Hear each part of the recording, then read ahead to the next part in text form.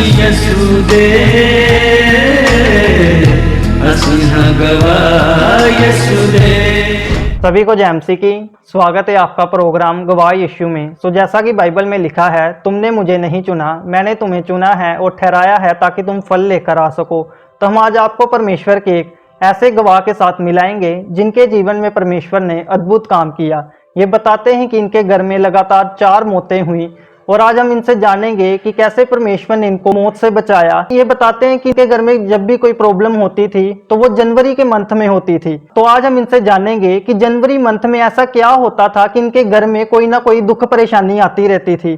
तो आइए हम मिलते हैं पास्टर अंकुर जी के साथ। जय मसीह की पास्टर जी। जय मसीह की ब्रदर। पास्टर जी, स्वागत है आपका प्रोग्राम गवाह यीशु में। थैंक यू, प्रभु आपको बहुत सारी आशीष दे। पास्टर जी, इससे पहले कि आप अपनी गवाही लोगों के साथ शेयर करें, हम चाहते हैं कि थोड़ा आप अपने बारे में लोगों को बताएं कि आप कहाँ के रहने वाले हैं और अब आप कहाँ पर सेवकाई कर रहे हैं। सबको जय मसीह की, खुदा बाप यीशु मसीह आप सबको बहुत सारी आशीष दे। मेरा नाम ओमकार सिंह है और मैं सिख परिवार से हूँ। मेरा जो निकनेम है वो पास्टर अंकुर है और सब लोग मुझे पास्टर अंकुर के नाम से जानते हैं। और मैं बताना चाहता हूँ कि मैं अमृतसर में रहता हूँ और अमृतसर में मैं और मेरी पत्नी हम दोनों मिलकर परमेश्वर का काम करते हैं। और मैं और मेरी पत्नी हम तकरीबन 10 साल से रेगुलर परमेश्वर का काम कर रहे हैं। तो पास्टर जी, जब आपने प्रभु यीशु मसीह को नहीं जाना था तब आपकी लाइफ कैसी थी, आप उसके बारे में थोड़ा बताएं। मैं परमेश्वर का सबसे पहले धन्यवाद करता हूं कि जिन्होंने हमें अवसर दिया कि हम गवाह यीशु के चैनल के ऊपर आएं और अपने जीवन की गवाही को यहां पर बांटें। और मैं प्रभु के सेवकों का भी धन्यवाद करता हूं जिन्होंने हमें यहां पर इनवाइट किया। प्रभु आप सबको बड़ी आशीष, बड़ी बरकत दे। मैं आपको बताना चाहता हूं कि मेरे प्रियजनों, जो हमारे जीवन की गवाही है, जैसे कि मेरे परिवार में मैं, मेरे मदर और मेरे मेरी छोटी सिस्टर है और मेरे पापा थे, मेरा ब्रदर था और मेरे दादा दादी, हम सब एक साथ रहते थे। मेरे प्रियजनों, मैं आप सबको ये बताना चाहता हूं कि जैसे हमारे परिवार के अंदर जो न्यू ईयर आता था, तो मैं आपको ये बताना चाहता हूं कि सब जगह लोग बड़ा खुशी मनाते थे, बड़ा खुश होते थे और लोगों के घर में डोल वगैरह बजते थे, वो लोग खुशी मनाते थे। पर मैं आपको बताना चाहता हूं कि जब न्यू ईयर हमारे जीवन के अंदर आता था, जब नया साल जब हम उसके अंदर एंटर करने लगते थे, तो उस समय हमारा जो जीवन था, हम एक भय के साथ हम डरे हुए रहते थे कि पता नहीं कि आज हमारे जीवन में इस न्यू ईयर के ऊपर हमारे साथ कौन सी ट्रेजेडी होने वाली है। जो मेरे दादी जी थे, सबसे पहले मेरी दादी जी के ऊपर अटैक हुआ। उनकी लेफ्ट साइड की बाजू और जो पैर था वो पूरी तरह डेड हो चुके थे क्योंकि उनको अटैक हो चुका था और वो पूरी तरह उनके हाथ और पैर, एक साइड का जो हाथ और पैर था वो बिल्कुल काम नहीं करता था। कुछ महीने चलते चलते उसके बाद उनको एक और दूसरा अटैक हुआ, तो उसके बाद उनकी मृत्यु हो गई। हर साल जब लोग खुशियां मनाते हैं, लोग एक दूसरे के साथ मिलकर रहते हैं, तो हमें यह साल एक दुख भरे और डर के साथ हम बिता रहे थे कि पता नहीं इस साल हमारे जीवन में क्या होने वाला है। मेरा जो छोटा ब्रदर था, जब उसका जन्म हुआ तो उसके 3 महीने के बाद जब उसका जन्म हुआ, तो जन्म के बाद वो रेगुलर बीमार था और हमने लोकल डॉक्टरों के पास सब जगह हमने दिखाया कि ये बीमार क्यों है। और जब सब डॉक्टरों के पास दिखाया तो उसकी बीमारी का हमें कोई पता नहीं चल रहा था, वो रेगुलर वो बीमार रहता था। 3 महीने के बाद जब क्या हुआ कि जब लोकल डॉक्टरों के पास हमें कोई हल नहीं मिला, जब उसका कोई इलाज नहीं हुआ, तो मैं आपको यह बताना चाहता हूं कि उसके बाद लोगों ने हमें कहा कि आप चंडीगढ़ पीजीआई में जाएं। जो मेरे माता पिता मेरे ब्रदर को चंडीगढ़ पीजीआई में लेकर गए, तो वहां पर जाकर जब मेरे ब्रदर के सारे टेस्ट हुए, तो मैं आपको यह बताना चाहता हूं कि जब सारे टेस्ट हुए तो उसके बाद मेरे ब्रदर को उसके शरीर के अंदर से एक बीमारी निकली, जो पता चला उसको थैलासीमिया का रोग हो चुका था। आप जानते हो थैलासीमिया का रोग क्या होता है? वो एक ऐसा सेल होता है कि जो बॉडी अपने आप ब्लड नहीं बना पाती। तो डॉक्टरों ने बताया कि इस बच्चे को थैलासीमिया का रोग हो चुका है और ये जितना समय जिएगा ये दूसरे ब्लड के ऊपर जिएगा, इसको रेगुलर ब्लड ट्रांसफर इसके बॉडी के अंदर आपको करवाना पड़ेगा। तो मैं आपको बताना चाहता हूं कि डॉक्टरों ने हमें यह बता दिया था, मेरे माँ बाप को, कि इसको हर महीने इसको ब्लड चढ़वाना पड़ेगा। और डॉक्टरों ने यह भी कहा था कि जैसे जैसे इस बच्चे की ग्रोथ होगी, जैसे जैसे इसकी हाइट बढ़ेगी, उसके बाद जैसे जैसे इसकी हाइट बढ़ेगी, इसको महीने में 2 बार ब्लड चढ़वाना पड़ेगा। मेरे प्रियजनों, मैं आपको यह बताना चाहता हूं अपने जीवन की गवाही में कि उसको रेगुलर हर महीने उसको ब्लड चढ़ता था और उसी के दौरान हम कई बार बहुत सारे लोगों को कहते थे कि हमें ब्लड की जरूरत है। मेरे प्रियजनों, मैं आपको यह बताना चाहता हूं कि मेरे दादाजी, जो कि वो बहुत बुजुर्ग थे, और मेरे ब्रदर के लिए, वो अपने पोते के लिए खालसा कॉलेज के बाहर, यूनिवर्सिटी के बाहर, कॉलेजों में बाहर जाकर जवान लड़कों के पास वो जाते थे और उनको वो कहते थे कि मेरे पोते के लिए मुझे ब्लड चाहिए। और यहां तक कहते थे कि वो जवान लड़कों के पैरों को छूते थे कि हमें आप मेरे पोते के लिए क्या आप ब्लड डोनेट कर सकते हो। उन लोगों के आगे रिक्वेस्ट करते थे, हाथ जोड़ते थे, जवान लोगों के, जवानों के पैरों को छूते थे और वो हेल्प करते भी थे। और मैं आपको ये बताना चाहता हूं कि इसी दौरान मेरे जो पापा थे वो भी अपने फ्रेंड सर्कल के अंदर सब जगह वो लोगों को कहते थे कि मेरे बेटे के लिए ब्लड चाहिए। तो मैं आपको बताना चाहता हूं कि जैसे जैसे उसकी हाइट की ग्रोथ हुई उसी प्रकार से उसको एक महीने में 2-2 बार ब्लड चढ़ता था। अदरवाइज अगर वो कहीं बीच में बीमार पड़ता था और उसको एक्स्ट्रा अलग से उसको ब्लड की जरूरत पड़ती थी। जब उसके अंदर ब्लड ट्रांसफर होता था, ये मैंने अपनी आंखों से देखा कि उसका जो नेचर था वो बदल जाता था, उसका स्वभाव एकदम से बदल जाता था। जब कभी किसी का ब्लड चढ़ता था तब उसका स्वभाव कुछ और होता था, जब किसी दूसरे व्यक्ति का ब्लड उसके अंदर ट्रांसफर होता था तब उसका जो स्वभाव और उसका नेचर था वो कुछ अलग होता था। और इसी प्रकार से चलते चलते जब वो 7 साल की उम्र में आया और 7 साल की उम्र में आकर मेरे ब्रदर की डेथ हो गई। और इस डेथ के कारण मैं आपको यह बताना चाहता हूं कि मेरे जो मदर, मेरे मम्मी और मेरे पापा पूरी तरह, मेरा पूरा घर पूरी तरह टूट चुका था। मैं आपको बताना चाहता हूं कि मेरे ब्रदर की डेथ के सदमे के कारण मेरी मदर जो थे, मेरे जो मदर थे वो तकरीबन 1 से 1.5 महीना तक वो पूरी तरह बेड के ऊपर रहे। उनको किसी प्रकार की कोई होश नहीं थी, उनको कोई होश नहीं थी, उनको अपने दूसरे 2 बच्चों की कोई होश नहीं थी कि मेरे बच्चे उन्होंने रोटी खाई है या नहीं खाई, क्या वो स्कूल गए हैं या नहीं गए। वो पूरी तरह वो बेड के ऊपर थे और घर के अंदर ही मेरी मदर का इलाज चलता था और रेगुलर ऐसे चलता रहा। मैं आपको बताना चाहता हूं मेरे प्रियजनों कि जब मेरे ब्रदर की बीमारी का पता चला तो मैं आपको बताना चाहता हूं कि वो 2 जनवरी था।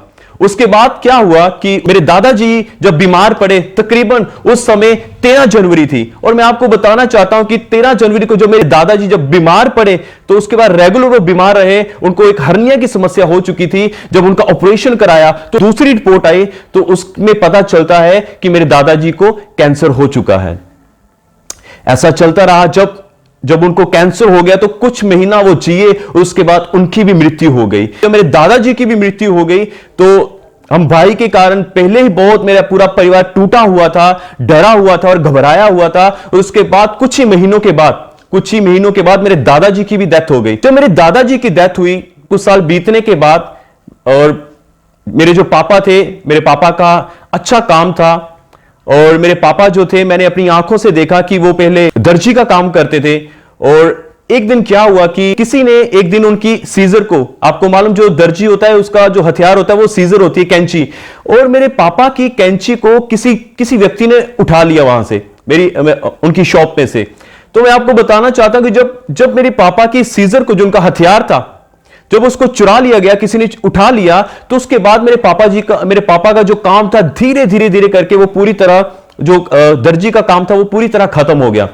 तो हम बड़ा परेशान थे कि किसी ने कैंची उठा ली। तो जब ये ऐसा हादसा हुआ तो ऑलरेडी पहले ब्रदर के कारण मेरा परिवार पूरी तरह दुखी था, दादाजी के कारण दुखी था, मेरी दादी जी जब उनकी मौत हुई उनके कारण हम सब बड़ी परेशानियों में थे।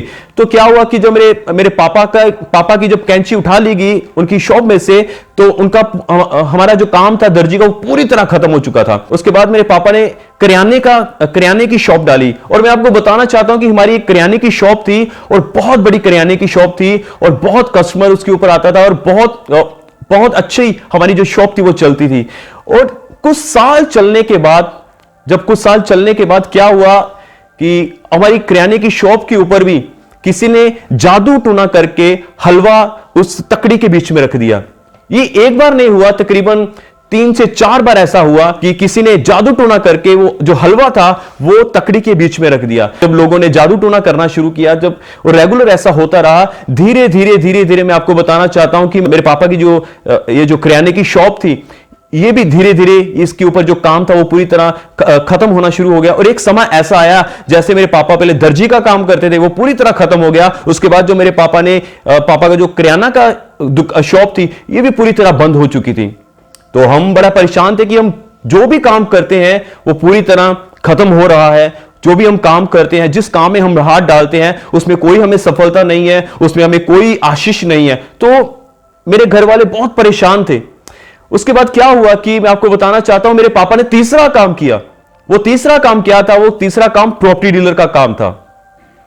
मेरे पापा ने प्रॉपर्टी डीलर का काम किया और मेरे पापा का प्रॉपर्टी डीलर का काम बहुत चलता था। उस समय जब प्रॉपर्टी डीलर का काम करते थे, वो मेरे पापा और बहुत सारे पैसे वो अपनी जेब के अंदर डालकर और अपनी झोली में शर्ट के अंदर डालकर लेकर आते थे। और मैंने वो सारी बातें अपनी आंखों से देखी, मैं आंखों देखा, वो गवाह हूं। तो मैं आपको बताना चाहता हूं कि बहुत सारी कमाई, बहुत सारा पैसा हमने देखा, बहुत सब कुछ था। तो धीरे धीरे क्या हुआ कि एक समय ऐसा आया कि मेरे पापा का वो जो प्रॉपर्टी का काम था, वो धीरे धीरे वो भी खत्म होना शुरू हो गया। कोई प्रॉपर्टी सेल नहीं होती थी। यहां तक कि मेरे पापा प्रॉपर्टी को बनाते थे और सेल भी करते थे। मेरे पापा बहुत सारे प्लॉट को, बहुत सारी जमीनों को खरीदते थे और सेल परचेज का हमारा काम था। और हमारे पास बहुत सारी जमीन थी। ये जमीन जो थी वो सारी बीमारियों के ऊपर चली गई। जैसे कि मैंने आपको बताया कि मेरा जो ब्रदर था, वो उसको हर महीने में ब्लड ट्रांसफर उसके अंदर होता था। तो हमारा जो पैसा था, हमारे पास पैसे की कमी नहीं थी, हमारे पास अच्छा काम भी था, पर जो पैसा आता था वो सारा बीमारियों की ओर चला जाता था। वो सारे पैसे बीमारियों, एक तरफ से आता था, दूसरी तरफ बीमारियों की ओर चला जाता था। एक तरफ से आता था और हम अपने हाथों से बहुत सारा पैसा अपने काम के लिए, अपने घर के अच्छे सुधार के लिए, है ना, हर कोई जब घर में कोई परेशानी हो, जब कोई समस्याएं हो, तो लोग अपने घर का हल करवाने के लिए कई लोगों के पास जाते हैं ताकि हमारे घर का हल हो जाए, ताकि हम लोग अपने घर में शांति के साथ रह पाए, हमारे घर में शांति आ जाए, हमारे घर में आशीष ठहरे। पर ऐसा हमने बहुत सारा पैसा बाबाओं की ओर भी दिया, पर हमारे घर में कोई आशीष नहीं थी। हमारा पैसा एक तरफ से आता था और दूसरी तरफ से चला जाता था। इसी तरह रेगुलर ये चलता रहा। इसी के दौरान क्या हुआ कि मेरे पापा की जो हेल्थ थी वो धीरे धीरे डाउन होना शुरू हो गई। तो जब उनकी सेहत डाउन होना शुरू हो गई, तो वो डॉक्टर के पास गए। तो उन्होंने अपना सारा बताया कि ऐसे मेरी हेल्थ है वो पूरी तरह डाउन जा रही है। तो डॉक्टरों ने कुछ रिपोर्ट वगैरह करवाने के लिए कहा। तो जब उनकी पूरी बॉडी का स्कैन हुआ, पूरी बॉडी की रिपोर्ट आई, तो पता चला कि उनको हर्निया की समस्या है। तो डॉक्टरों ने कहा कि कोई बड़ी बात नहीं है, हर्निया का ऑपरेशन हो जाएगा तो आप बिल्कुल ठीक हो जाओगे। ठीक है, मेरे पापा ने कहा ठीक है। तो उसके बाद क्या हुआ कि जब मेरे पापा हॉस्पिटल के अंदर गए, जब उनका हर्निया का ऑपरेशन हुआ, तो मैं ये आपको बताना चाहता हूं कि मेरे पापा का ऑपरेशन पूरी तरह सही हो चुका था। और जब वो सही होने के बाद वो वापस घर में आए, तो एक दिन क्या हुआ कि तकरीबन ऑपरेशन के 20 से 25 दिन बाद की बात है कि मेरे पापा जब वो घर से बाहर निकल रहे थे और एकदम से वो गिर पड़े। तो जब वो गिरे, हमने जल्दी से उन्हें उठाया, पूछा कि क्या हुआ। तो उसके बाद हम जल्दी से हॉस्पिटल मेरे पापा को लेकर गए। डॉक्टरों ने फिर से उनका टेस्ट करवाया। मेरे पापा का जब बॉडी का सीटी स्कैन हुआ, तो हम मेरे पापा की रिपोर्ट को लेकर, मैं और मेरे ताया जी मेरे साथ थे, मैं अपने पापा की रिपोर्ट को लेकर डॉक्टरों के पास गए। जब डॉक्टरों के पास गए, तो मैं आपको यह बताना चाहता हूं कि डॉक्टरों ने कहा कि जब उन्होंने रिपोर्ट को देखा, तो मेरे पापा की जो बॉडी थी वो पूरी तरह ब्लैक, काली हो चुकी थी। तो जब उन्होंने रिपोर्ट को देखा, उन्होंने कहा कि बेटा, ये जो आप रिपोर्ट के अंदर जो आपने पूरा ब्लैक आप शैडो देख रहे हो। मैंने कहा हाँ, मैं देख रहा हूं, ये तो पूरी रिपोर्ट ही ब्लैक है, पूरी सब जगह काला काला सा है। तो उन्होंने कहा कि बेटा, उन्होंने मेरे जो अंकल थे मेरे साथ में, उन्होंने कहा कि ये जो बॉडी है, इसके अंदर कैंसर जो है पूरी तरह फैल चुका है। तो जब कैंसर का उन्होंने नाम लिया, जब मुझे पता चला, तो एकदम से मैं पूरी तरह डर गया। मेरे पैरों के नीचे से जमीन निकल गई, मेरे हाथ पैर पूरी तरह कांपने शुरू कर दिए और मैं वहीं डॉक्टर के कैबिन के अंदर ही मैंने रोना शुरू कर दिया। मेरे पापा बाहर थे। तो जब उस समय मैं अब बाहर आया और मैंने कुछ भी नहीं अपने पापा को बताया। मैं अपने पापा के गले से लगकर मैं बहुत उसी हॉस्पिटल के अंदर बड़ी जोर जोर से मैंने रोना शुरू कर दिया। तो मैंने उनको बताया कि पापा, ऐसी रिपोर्ट आई है। तो उस समय मैं छोटा भी था, तो ऐसा हुआ। तो मैं पूरी तरह डर चुका था, मैं घबरा रहा था और मैं जोर जोर से मैंने रोना शुरू कर दिया। तो मैं आपको बताना चाहता हूं कि जब मेरे पापा की हर्निया का ऑपरेशन हुआ, तो उस समय भी 2 जनवरी था। तो तकरीबन वो 5 महीने रहे और मुझे याद है कि 5/5 और 2012 को मेरे पापा की मृत्यु हो गई। मेरे पापा की मृत्यु के बाद मैं और मेरा जो हम बचे खुचे लोग थे, मैं, मेरी मदर और मेरी सिस्टर, हम पूरी तरह डरे हुए थे, क्योंकि उस समय भी पापा जब थे तब भी, जो पूरा परिवार था तब भी दुष्ट आत्मा के अटैक हमारे ऊपर होते थे। और उस समय भी हम कई जगहों, अन्य जगहों के ऊपर हम जाते थे ताकि हमारे घर का कोई ना कोई हल हो जाए। तो मैं आपको बताना चाहता हूं कि जब मेरे पापा की मृत्यु होगी उसके बाद मैं, मेरी मदर और मेरी सिस्टर, हम केवल 3 लोग रह चुके थे। हम परिवार के अंदर 7 लोग थे और 7 लोगों के जब एक एक करके मृत्यु होती गई और मृत्यु के बाद मृत्यु, मृत्यु के बाद मृत्यु, और उसके बाद हम केवल 7 लोगों में से 3 लोग रह चुके थे, मैं, मेरे मदर और मेरे सिस्टर। और मैं आपको बताना चाहता हूं कि मेरे प्रियजनों, उस समय भी शैतान ने हमें छोड़ा नहीं। उस समय शैतान ने हमसे बातें करनी शुरू की। वो हमसे बात करता था कि ड्रीम के द्वारा और कई तरीकों से वो हमारे साथ बात करता था कि देखो, मेरी मदर के साथ वो बात करता था, देख कि मैंने तेरे पति को मार दिया, मैंने तेरे सास ससुर को मार दिया, मैंने तेरे बेटे को मार दिया, अब तुम तीनों का भी नंबर है, मैं एक एक करके तुम तीनों को भी मार दूंगा और इस घर का मैं पूरी तरह विनाश कर दूंगा। उस समय हमारे हालात बड़े डरे हुए थे, हम बड़े घबराए हुए थे। तो हम जब भी सुबह उठते थे तो मैं, मेरी मदर और सिस्टर, हम तीनों जब सुबह उठते तो हम तीनों एक दूसरे को यह पूछते थे कि मम्मी, क्या आपको रात को अच्छे से नींद आई? मेरी मम्मी मुझे पूछते थे कि क्या बेटा तुम्हें रात को अच्छे से नींद आई? मेरी सिस्टर को पूछते थे कि क्या आपको अच्छे से नींद आई? तो हम बताते थे कि हमारी जो रात की नींदें थी वो पूरी तरह उड़ चुकी थी। हमारी जो रात की नींदें थी वो पूरी तरह उड़ चुकी थी। हम रात को डर के मारे सोते थे। मैं आपको बताना चाहता हूं कि मेरे जीवन में क्या होता था कि मैं जब भी बाथरूम में जाता था रात को वॉशरूम करने के लिए, तो मैं आपको बताना चाहता हूं कई बार, एक बार नहीं कई बार दुष्ट आत्माओं ने मुझे धक्का मारा और मैं तकरीबन बाथरूम के अंदर 5-5 मिनट तक मैं वहीं पर गिरा रहता था, लेटा रहता था, मुझे कोई होश नहीं रहती थी। यदि आप मेरा चेहरा अगर ध्यान से देख सकते हो तो मेरे चेहरे के ऊपर कई प्रकार के निशान हैं। आप मेरे इस साइड देखोगे, यहां पर देखोगे तो मेरे निशान है, वो निशान मेरे गिरने के हैं। अगर मैं बाथरूम करने के लिए रात को जाता था तो मैं दुष्ट आत्मा मुझे धक्का देती तो मैं गिर पड़ता था। कई बार अगर मैं अपने घर की स्टेयर जो होती है, पौड़ियां, मैं अगर वहां से उतरता तो दुष्ट आत्मा वहां से मुझे धक्का देती थी और मैं वहीं से गिर पड़ता था। और ये एक बार नहीं हुआ, कई बार मेरे साथ हुआ। और हम पूरी रात हम सो नहीं पाते थे। इस डर के कारण मैं आपको बताना चाहता हूं, मैं पूरी रात बाथरूम पास करने के लिए, यूरिन पास करने के लिए नहीं जाता था। जब अर्ली मॉर्निंग, जब ऑटो चलते थे, जब गाड़ियां चलती थी, तब मुझे पता चलता था कि सुबह हो चुकी है। उस समय, उस सुबह के कारण मैं सुबह अर्ली मॉर्निंग फिर मैं अपने यूरिन को पास करता था। तो हमारे हालात ऐसे हो चुके थे कि हम पूरी तरह डरे हुए थे, भय में हमारा जीवन था, हमें कोई आस नहीं थी जीने की। अब हमें बस यही लगता था कि अब हम में से किसी ना किसी का नंबर है, अब हम में से कोई ना कोई हम में से मरेगा और दुष्ट आत्मा हमें किसी ना किसी को मार डालेगी। और मेरी सिस्टर को बहुत सारे दुष्ट आत्मा के अटैक आते थे। वो जब किचन में वो काम करती थी तो दुष्ट आत्मा उसको पटक पटक के मारती थी। जब हम रोटी खाने के लिए बैठते थे, अगर वो हमें एक रोटी हमें देने के लिए आई है, उसके बाद हमें उम्मीद नहीं थी कि वो दूसरी रोटी देने के लिए भी हमारे पास आएगी, क्योंकि जब हम उसको जाकर देखते थे दूसरी रोटी के लिए, हमने उसको आवाज लगाने की, बेटा सिस्टर आप हमें रोटी दीजिए, पर क्या जब हम उसको जाकर देखते थे तो वो किचन के अंदर नीचे गिरी पड़ी होती थी। तो ऐसे हमारे घर के हालात थे। जैसे मेरे पिता के काम में कोई आशीष नहीं थी, उन्होंने कई तरह के काम उन्होंने किए, जैसे कि दर्जी का, फिर उन्होंने एक किराने की शॉप, एक बड़ी किराने की शॉप डाली, उसके बाद उन्होंने प्रॉपर्टी डीलर का काम किया और सेल परचेज करते थे। उसके बाद उनकी मृत्यु हो गई कुछ समय के बाद। और उसी प्रकार से मैंने भी अपने जीवन में बड़ा स्ट्रगल सहा, मैंने भी अपने जीवन में बहुत सारे काम किए। मैं आपको बताना चाहता हूं, मैं सबसे पहले मैं कपड़े का काम करता था। मैं किसी शॉप के ऊपर था और मैं कपड़े का काम करता था। वो काम मैं लंबे समय तक वो वहां पर नहीं रहता था, कुछ समय के लिए जाता था, उसके बाद मेरा मन नहीं करता था, उसके बाद मैं एकदम से हट जाता था उस शॉप के ऊपर से। मैंने कारों का काम सीखा था, पर मैं वहां पर भी मैं सफल नहीं हुआ। उसके बाद मैं आपको बताना चाहता हूं, मैं कचहरी के अंदर, कोर्ट कचहरी के अंदर मैं काम करता था, वहां पर भी मैंने सफलता नहीं पाई। मेरे पापा ने ही मुझे कचहरी के अंदर लगवाया था ताकि हम दोनों मिलकर हम काम करेंगे, क्योंकि उनका प्रॉपर्टी का काम था और मेरा मेरा पटवार खाने के अंदर जो पटवारी जो काम करते हैं उनके साथ मेरा उठना बैठना था और उनके साथ मेरा काम था। तो मैं उसके अंदर भी मैं सफल नहीं हो पाया। काम के बाद काम और काम के बाद काम मैं करता चला गया, पर मेरे काम में कोई सफलता नहीं थी।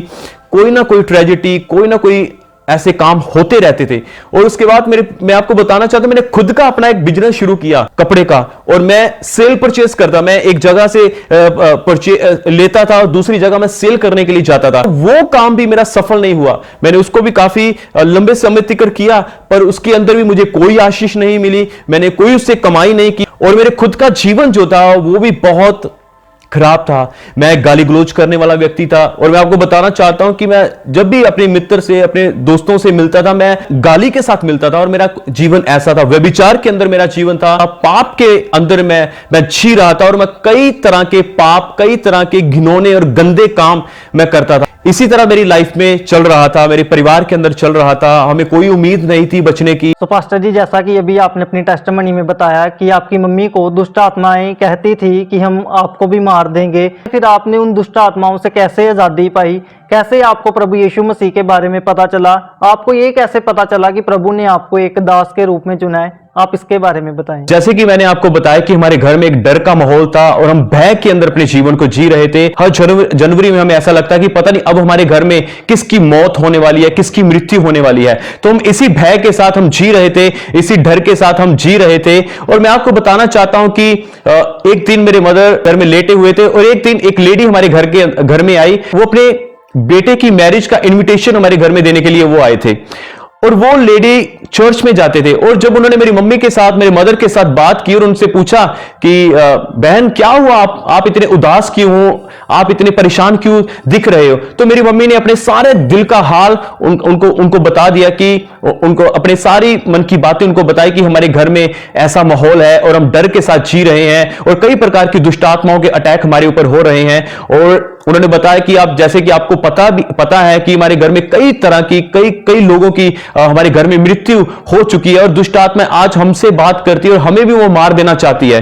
तो उस समय मेरे प्रियजनों, मैं आपको बताना चाहता हूं कि उस लेडी ने, उस बहन ने मेरी मम्मी को प्रभु यीशु मसीह के बारे में बताया कि एक है जो तुम्हारे दुखों का हल कर सकता है, एक है जो तुम्हें तुम्हारे सारी परेशानियों से बचा सकता है। एक जगह परमेश्वर का वचन ऐसा बताता है, जब हम भजन संहिता पढ़ते हैं तो वहां पर ऐसा लिखा है कि तुम मनुष्यों के ऊपर भरोसा ना रखना, ना किसी आदमी के ऊपर भरोसा रखना, क्योंकि उसमें उद्धार करने की शक्ति नहीं है। वो भी एक दिन मर जाएंगे और एक दिन उनका वजूद मिट जाएगा। आगे प्रभु का वचन कहता है, धन्य है वह लोग जो यहोवा के ऊपर भरोसा रखते हैं। मेरे प्रियजनों, मैं आपको बताना चाहता हूं कि हमने अपनी पूरी लाइफ, जब हम यीशु को नहीं जानते थे तो हम पूरी लाइफ हमने कई जगहों के ऊपर हम गए। हमने कई जगहों के ऊपर, अन्य जगहों के ऊपर गए, कई प्रकार के हमने वहां पर काम किए, बहुत सारा पैसा लोगों को डोनेट किया ताकि हमारा जीवन बच जाए, ताकि हमारा परिवार बच जाए, ताकि मेरा भाई बच जाए। तो हम ये सब कर रहे थे, तो कहीं से हमें कोई आराम नहीं मिला, हमें कहीं से कोई फर्क नहीं पड़ा, और हमारा जीवन और भी बदतर होता जा रहा था, और हमारा जीवन और भी खराब होता जा रहा था। वन बाय वन हमारे घर में एक एक की मौत हो रही थी। जब उस बहन ने हमें प्रभु यीशु मसीह के बारे में बताया, तो मेरी मम्मी ने मेरे साथ बात की। तो मैंने अपनी मम्मी से कहा कि मम्मी, हम सब जगह होकर आए हैं, हमें कहीं से कोई आराम नहीं पड़ा, हमें कहीं से कोई हल नहीं मिला। मैं आपको बताना चाहता हूं, इस गवाही के अंदर मैं ये भी ऐड करना चाहता हूं कि एक बार मैं और मेरी मदर एक बाबा के पास गए। उस व्यक्ति ने हमें बताया कि यदि आप अपने घर का हल करवाना चाहते हो तो आपको एक काम करना पड़ेगा। हमने कहा कि हम चाहते हैं कि हमारे घर का हल हो जाए, हम चाहते हैं कि हम अपने घर में शांति के साथ सो पाएं, क्योंकि उससे यीशु मसीह के आने से पहले हम कभी भी हम रात को शांति से सो नहीं पाए थे। उन्होंने हमें एक काम करने के लिए बोला। उन्होंने कहा कि आप 7 जो होते हैं हैंड पंप, आप वहां से पानी भरकर 7 हैंड पंप का जो पानी है वो आपने अपने घर में इकट्ठा करना है, और 7 अंडे आपने लेने हैं।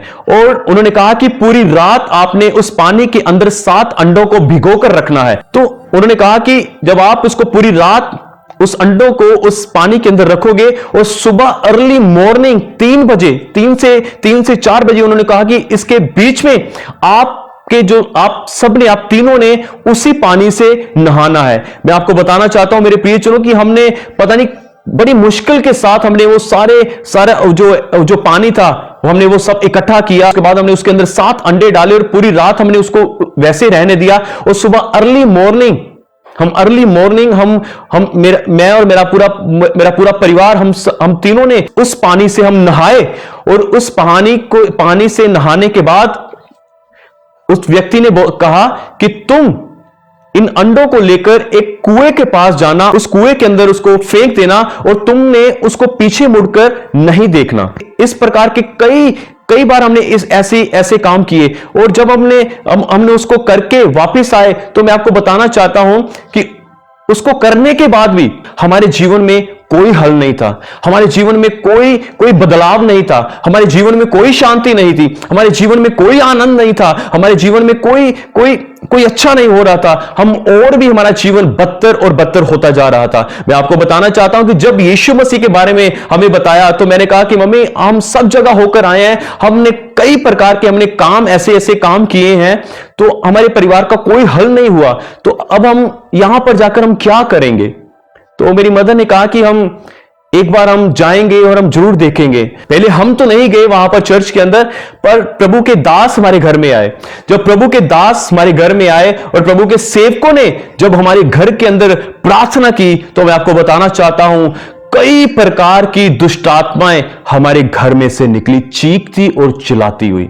मेरी सिस्टर में से, हमारे परिवार के अंदर से वो दुष्ट आत्माएं चीखती चिल्लाती हुई जा रही थी। और उन्होंने कहा, मैंने अपनी आंखों से देखा और अपने कानों से सुना कि वो दुष्ट आत्माएं कहती थी कि मैं इस परिवार को खत्म कर दूंगी, मैं इस सिख परिवार को मैं पूरी तरह इसको खत्म कर दूंगी, क्योंकि मैंने इस परिवार के अन्य सब जीवों को मैंने ही मारा है और अब मैं इन सबको भी मार डालूंगी।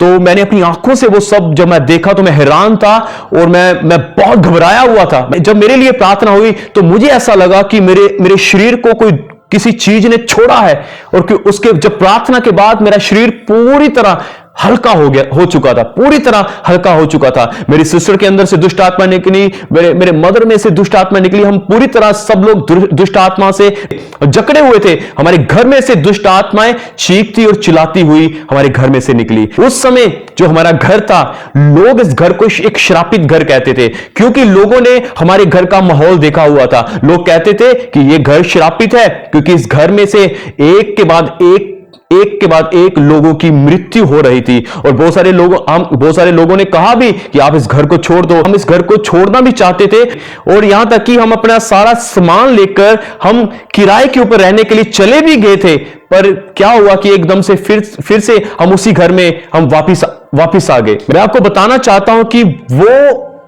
पहली रात थी कि जब मैं और मेरा पूरा घराना शांति के साथ सोया था। वो पहली रात थी कि जब हम सब बड़ी शांति के साथ सोए, और जब हम सुबह उठे तो हमें एकदम से सब कुछ बदला हुआ नजर आ रहा था। पहले हमें रात को दबाव पड़ता था, मुझे दबाव पड़ता था, मेरी मम्मी को दबाव पड़ता था, मेरे सिस्टर को दबाव पड़ता था, दुष्ट आत्माएं हमें दबाती थी, हमसे बोला नहीं जाता था। और वो पहली रात थी कि जब हम सुबह उठे तो उस रात हमें कोई दबाव नहीं था, और हम बड़ी शांति के साथ सोए और हम बड़े आनंद के साथ उठे। हालेलुया। मैं इस बात के लिए परमेश्वर का धन्यवाद करता हूं। उसके बाद हम चर्च में गए, और चर्च में जब हम गए वहां पर हमारे लिए प्रार्थना हुई, और वहां पर मैं आपको बताना चाहता हूं, उस समय प्रभु के दासों ने, प्रभु के सेवकों ने हमसे पूछा, क्या आप यीशु मसीह को ग्रहण करना चाहते हो? जिस प्रकार से प्रभु यीशु मसीह ने आपको छुटकारा दिया, जिस प्रकार से यीशु मसीह ने आपको चंगा किया, क्या आप प्रभु यीशु मसीह को अब ग्रहण करोगे? हमने किसी की कोई परवाह नहीं की, हमने किसी से फोन करके नहीं पूछा कि हम यीशु मसीह को हम चर्च जाएंगे, हमने किसी को फोन करके नहीं पूछा। मैं आपको बताना चाहता हूं, हमने सीधा कहा कि यस, हम यीशु मसीह को ग्रहण करेंगे और यीशु मसीह ही हमारा परमेश्वर है। हालेलुया। उसके बाद जब हम रेगुलर चर्च जाते रहे, रेगुलर हम संगति करते रहे, मैं आपको बताना चाहता हूं कि हमारे रिश्तेदारों ने कहा कि अब तुम चंगे हो चुके हो, अब तुम चर्च क्यों जा रहे हो? उन्होंने कहा कि तुम्हारे बच्चों की शादी नहीं होगी, तुम कुंवारे रह जाओगे, कोई तुम्हारे साथ रिश्ता नहीं जोड़ेगा। और बहुत सारे लोगों ने हमारा विरोध किया जाने के लिए, क्योंकि जैसे मैंने बताया कि मेरे जो परिवार में मेरे पापा नहीं थे, और आपको मालूम कि जब एक अकेली लेडी होती है और हम 2 बच्चे थे, तो जो रिश्तेदार होते हैं वो दबाते हैं कि अगर तुम चर्च जाओगे तो हमारा तुम्हारे साथ कोई रिश्ता नहीं रहेगा, हम तुम्हें बुलाएंगे नहीं, हम तुम्हारे घर में नहीं आएंगे। पर मेरी मम्मी ने किसी की कोई परवाह नहीं की, हमने किसी की कोई परवाह नहीं की। हम रेगुलर चर्च जाते रहे। जब हमने यीशु मसीह को ग्रहण किया, जैसे कि मैंने आपको पहले बताया कि कैसे एक जनवरी महीना हमारे लिए कर्ज था, एक जनवरी महीना हमारे लिए एक श्रापित था, एक जनवरी मंथ, एक न्यू ईयर हमारे लिए डर का माहौल लेकर आता था। लोग अपने घरों में नाचते थे, एंजॉय करते थे, डीजे चलाते थे, पार्टियां करते थे, और हम न्यू ईयर के ऊपर डर के साथ रहते थे कि पता नहीं अब न्यू ईयर के ऊपर हमारे साथ कौन सी ट्रेजेडी होने वाली है और अब हम में से कौन मरने वाला है। मेरे प्रियजनों, मैं आपको यह बताना चाहता हूं कि जब यीशु मसीह हमारे जीवन में आए तो वो नया साल, वो साल जो पहले हमारे लिए श्रापित थे, अब वो हमारे लिए आशीष के साल बन चुके हैं। हालेलुया। मैं आपको बताना चाहता हूं मेरे प्रियजनों कि जो नए साल के ऊपर हमें एक बुरा समाचार मिलता था, अब नए साल के ऊपर हमें गुड न्यूज मिली। जो मेरी मैरिज है वो 5 जनवरी को हुई, और मैं इस बात के लिए जीवित परमेश्वर का धन्यवाद करता हूं कि जो पहले हमें बुरा समाचार मिलता था, अब वो हमें एक खुशी का और एक आनंद का समाचार अब हमें हमारे जीवन में मिलना शुरू हो चुका था, और परमेश्वर ने हमारे दुखों को आनंद में बदल दिया था। हालेलुया। मैं आपको बताना चाहता हूं कि जैसे मेरी मैरिज 5 जनवरी को हुई, और उसके बाद कुछ ही सालों के बाद मेरी सिस्टर की मैरिज मैं आपको बताना चाहता हूं कि 28 जनवरी को हुई। जो हमारे लिए जनवरी कर्ज था, अब वो जनवरी हमारे लिए आशीष का साल बन चुका था, अब वो हमारे लिए एक बरकत का साल बन चुका था, अब वो साल हमारे लिए एक आनंद और एक शांति का साल, एक एंजॉयमेंट का साल बन चुका था। हम पहले डरते थे और अब हम चाहते हैं हर जनवरी हमारे जीवन में आए, क्योंकि मैं आपको बताना चाहता हूं कि हर एक जनवरी के ऊपर, नए साल के ऊपर परमेश्वर ने हमें और मुझे और मेरे परिवार को कोई ना कोई गिफ्ट परमेश्वर ने हमें जरूर दिया है। हालेलुया। मैं आपको बताना चाहता हूं कि जैसे कि मेरे परिवार के अंदर 7 लोग थे, एक एक करके लोग मर रहे थे और हमारे परिवार में से लोग सदस्य घट रहे थे। जब यीशु मसीह हमारे जीवन के अंदर आए तो हम एक एक करके बढ़ना शुरू हो गए। मैं आपको यह बताना चाहता हूं मेरे प्रियजनों कि जैसे जब मेरी मैरिज हुई, हम पहले 3 थे और परमेश्वर ने 3 से 4 कर दिया। हालेलुया। जब 4 हुए, उसके बाद मैं आपको बताना चाहता हूं कि परमेश्वर ने हमें बेटी के साथ ब्लेस किया, हम 4 से 5 हो गए, और परमेश्वर ने एक और बच्चे के साथ ब्लेस किया, हम 5 से अब 6 हैं। हालेलुया। मैं इस बात के लिए जीवित परमेश्वर का धन्यवाद करता हूं। पहले जो था कि हमारे परिवार घट रहा था, शैतान हमारे परिवार का विनाश कर रहा था और हमारे वंश का, हमारे जीवन का वजूद था वो मिटा रहा था मेरा। पर जब यीशु मसीह हमारे जीवन के अंदर आया तो मेरे परमेश्वर ने उस वजूद को बनाकर रखा। मेरे परमेश्वर ने जब वो हमारे जीवन में आए, वो मेरा परमेश्वर हमें अब बढ़ा रहा है। हालेलुया। मैं आपको बताना चाहता हूं, जब मेरी सिस्टर की मैरिज हुई, प्रभु ने एक बड़ा अच्छा लड़का हमें दिया, तो 6 के बाद हम 7 हुए, अब उनके भी आगे 2 बच्चे हैं, 7 से अब 8, 9, अब हमारा परिवार बढ़ रहा है। मैं इस बात के लिए परमेश्वर का धन्यवाद करता हूं। हम रेगुलर जैसे चर्च जा रहे थे और मैंने परमेश्वर से अपने जीवन के लिए पूछा। मैंने कहा, परमेश्वर की आपने मुझे चुना है, अब हम चर्च जा रहे हैं, तो मैंने कहा कि परमेश्वर आपकी इच्छा मेरे जीवन में क्या है, आप क्या चाहते हो कि मैं क्या करूं। मैं रेगुलर कई समय से, कई महीनों से रेगुलर मैं परमेश्वर से यह प्रार्थना कर रहा था कि कई महीनों के बाद परमेश्वर ने मुझे एक ड्रीम दिया। और उस ड्रीम जब मैं देख रहा था तो मैंने उस ड्रीम के अंदर क्या देखा, मैं जब भी मुझे कोई ड्रीम आता है तो मैं हमेशा उस ड्रीम को लिख लेता हूं। और मैं आपको बताना चाहता हूं कि जब परमेश्वर मुझे एक ड्रीम दिया और ड्रीम के अंदर मैं क्या देखता हूं, मैं एक खेत के अंदर में से जा रहा हूं तो मैंने बहुत सारे बच्चों को देखा और वो बच्चे पानी के अंदर डूब रहे थे। तो वो सारे बच्चे पानी के अंदर डूब रहे थे, उनकी आंखें खुली हुई थी पर वो मरे नहीं थे। पर जब मैंने ये सब देखा तो मैंने अपना हाथ बढ़ाकर उन बच्चों को एक एक करके मैंने उनको बाहर निकालना शुरू किया।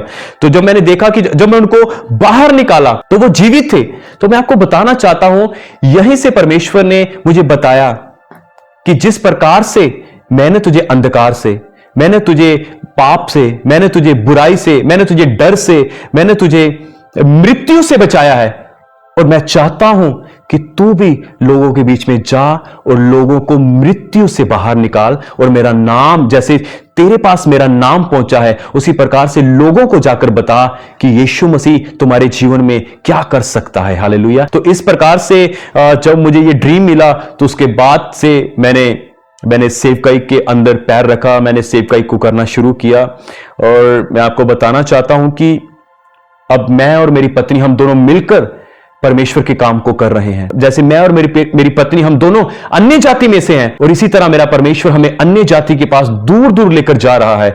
और जितने भी हमारे पास परिवार है, जितने परमेश्वर ने हमें कलीसिया में लोट दिए हैं, वो सारे अन्य जाति हैं, सारे टोटली अन्य जाति हैं। और इसी प्रकार से हम दोनों पति पत्नी मिलकर परमेश्वर का काम कर रहे हैं। हालेलुया। तो पास्टर जी, आजकल क्रिश्चियनिटी पर अक्सर ये आरोप लगता है, कुछ लोग कहते हैं कि जो क्रिश्चियन लोग हैं वो लोगों को पैसा देकर, उन्हें लालच देकर उनका धर्म परिवर्तन करते हैं। आपने अपनी टेस्टिमनी में बताया कि आप भी एक नॉन बिलीवर फैमिली से बिलोंग करते हैं। जब परमेश्वर ने आपको मौत से बचाया, जब आपकी फैमिली को डेविलिश अटैक से बचाया, आपको कितने पैसे दिए क्रिश्चियन लोगों ने? अब आप भी सेवकाई कर रहे हो, आपने अपनी सेवकाई में देखा हो किसी को पैसे देकर उसका धर्म परिवर्तन किया गया हो, आप इस पर क्या कहना चाहते हैं? हमें यीशु मसीह में आने में कोई पैसा नहीं मिला, बल्कि यीशु मसीह ने, जैसे कि लोग शिकायतें करते हैं और लोग इल्जाम लगाते हैं कि धर्म बदला गया है, आपको कितने पैसे मिले हैं, मैं आपको बताना चाहता हूं कि हमें कोई पैसा नहीं मिला, क्योंकि यीशु मसीह ने कोई धर्म बनाया ही नहीं है।